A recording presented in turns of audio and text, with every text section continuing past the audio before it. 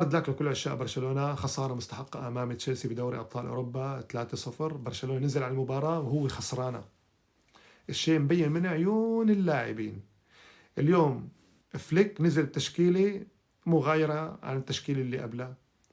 دائما عم نطالب بتثبيت لاعبين الدفاع، تثبيت لاعبين الدفاع. فليك اليوم عم ينزل بأروخو، مرة بمارتن، مرة بغارسيا،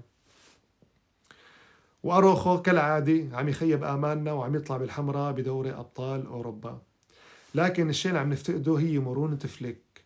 اليوم المدرب هو صمام الأمان للفريق، هو اللي بيقرأ المباراة، هو وقت اللي بشوف في لاعب رح ينطرد بيود له قبل ما ينطرد، إذا انطرد بيعمل تبديلات، بيحافظ على المباراة، بيلعب على المرتدات، بيلعب بأسلوب تاني، بيكون مرن، بيغير خطط لعبه. فليك ما عم يعمل هذا الشيء، لا انه عم يقرا المباراه، ولا انه عم يكون مرن، ولا عم يغير خطط لعبه، بده تم عم يلعب ضغط عالي وب10 لعيبه وامام فريق نار، امام فريق نار بالمباراه عم ياكلك اكل، وانت مصر على خطتك بدك تضغط. اكلت 3 ومنيح ما اكلنا اكثر.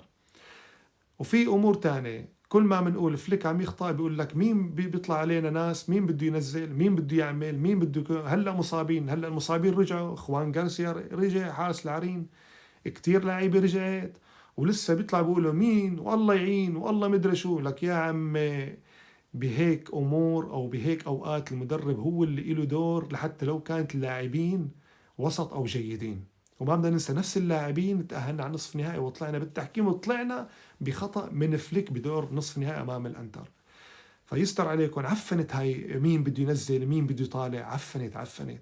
فليك عم يغلط اذا ما كان مرن بخطط اللعب بالتبديلات، ويقرأ افكار المدرب الثاني، ويقرأ المباراة. ما رح ننجح للاسف. على كل، بنهاية هذا الفيديو لا تنسونا من الاشتراك، إعادة نشر، واعطونا آراءكم بالتعليقات.